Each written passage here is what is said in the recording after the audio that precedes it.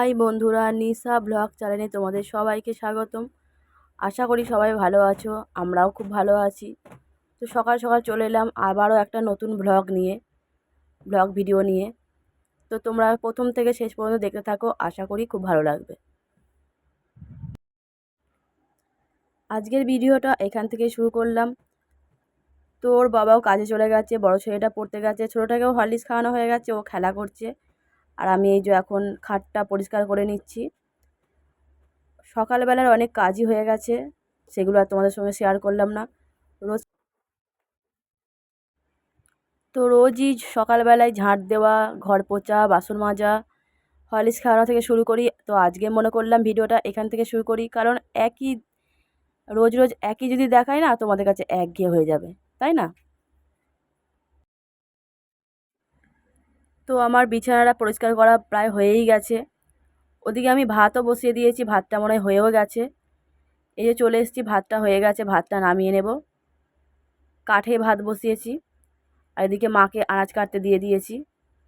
কি রান্না করবো এখনও ঠিক হয়নি, মাকে বললাম আলু কাটো, দেখি মনে হয় ডিমের তরকারি করব। কাঠ খুব একটা বেশি নেই, তাই শুধু ভাতটা কাঠে করে নিয়েছি, বাকিগুলো সব তরকারি পাটিগুলো সব গ্যাসে করে নেব। ডিম আলু তরকারি করব, আর দেখি কি করা যায়। মা মা আবার অনেকটা ডিমের শাক তুলে নিয়ে এসছে, ডিমের শাকটা আলু দিয়ে ভাজা করব। তোমরা ডিমের শাক কে কে খেতে ভালোবাসো অবশ্যই কমেন্ট করে জানাবে। আমাদের তো অনেকটাই ভালো লাগে, তরকারি পাতি থেকে ডিমের শাকটা অনেকটাই ভালো লাগে। আর প্রচণ্ড গরম দিয়েছে, কোনো তরকারি ভালো লাগছে না। ডিমের শাক, কালকে করেছিলাম টক ডাল, এগুলোই এখন ভালো লাগবে। সবাই সব তরকারি খেতেও চায় না, ওর বাবা তো থাকেই না, দুপুরবেলা বাড়িতে খায় না। ছেলেটাও সব কিছু খেতে চায় না, সবটা ভেবে চিন্তেই করতে হয়। সকাল হলেই আগে কি রান্না করব তার চিন্তা হয়। এদিকে আমার ঘর ঝাঁট দেওয়া হয়ে গেছে। সকালবেলা একবার ঝাঁট দিয়েছিলাম, আবার বিছানাটা গুছালাম, তাই আবার একবার ঝাঁট দিয়ে নিলাম। ওদিকে মায়ের আলু কাটা হয়ে গেছে। মাকে বললাম তুমি আলুটা কেটেই দাও, আমি ছেলেটাকে খাইয়ে দিই। এই যে ছেলেকে খাওয়াতে বসে পড়েছি। প্রায় 1 ঘন্টা লাগে খাওয়াতে। এই যে এক্ষুনি বসলাম আর উঠলাম, তোমরা ভিডিওতে যেরকম দেখছো সেরকম নয়, অনেকটা সময় লাগে ছেলেকে খাওয়াতে। মা আবার আলু পেঁয়াজ কেটেছে, আদা রসুন কাটতে ভুলেই গেছে। আমি আবার এই যে আদা রসুনটা কেটে ধুয়ে এখন মিক্সিতে পেস্ট করে নেব, আদা রসুন আর জিরে।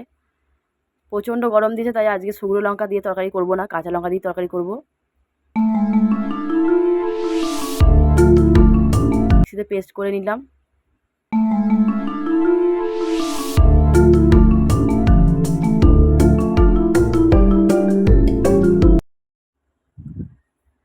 ডিমগুলো ভেঙে নিচ্ছি, 3টে ডিম একসঙ্গে ভেঙে নেব, একসঙ্গে বড়া করে তরকারি করব।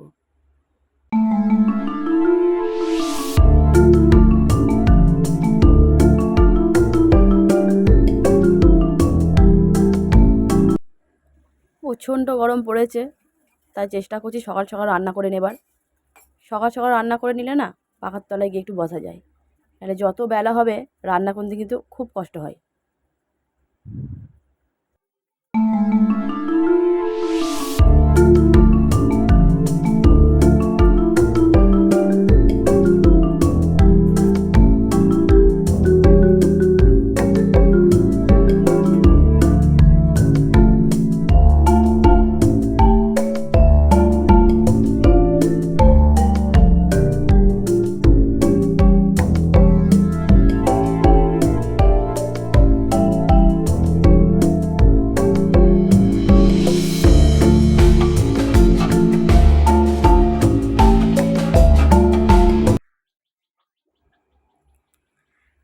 তো এখনও পর্যন্ত যারা ভিডিওতে লাইক করেনি, তো চটপট করে একটা লাইক করে দাও। আর ভিডিওটা কেমন লাগলো ভিডিওর শেষে অবশ্যই কমেন্ট করে জানাবে। আর যদি ভালো লেগে থাকে তাহলে একটা সাবস্ক্রাইব করে দিও। সকাল থেকে সারাদিন এত কাজ করি, তাও যদি শুনতে হয় সকাল থেকে কি করেছি, সারাদিন কি করেছি, তাহলে কেমন লাগে বলো তো?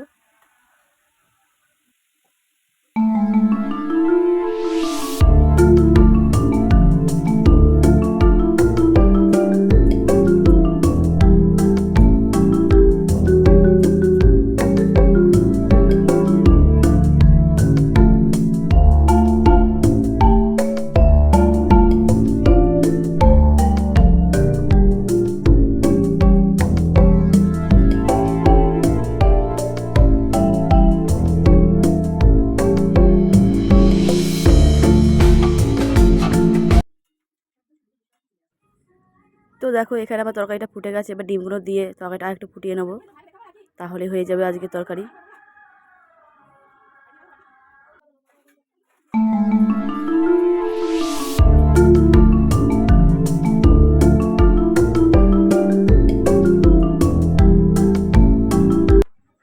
তো এখানে আবার পাশের বাড়ি কালী পুজো আছে, অমাবস্যা পূর্ণিমায় পুজো হয়। তো এই যে ভোগ আনতে ডাকছিল, তাই ভোগ নিয়ে এলাম। তারপরে এই যে আমার তরকারিটা হয়ে গেছে, এবার নামিয়ে নেব।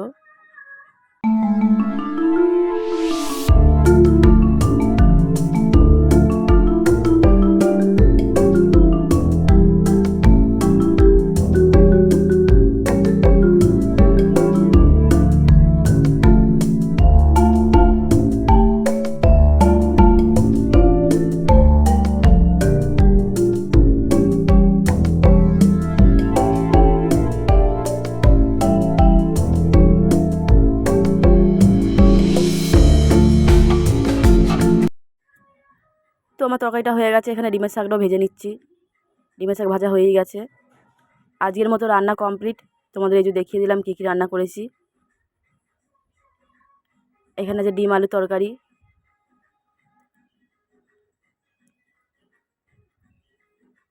তারপরে এই যে ডিমের শাক ভাজা আলু দিয়ে, আর ছোটো ছোটোটার জন্য ডিম ভাজা রেখেছি, তো ঝাল খায় না।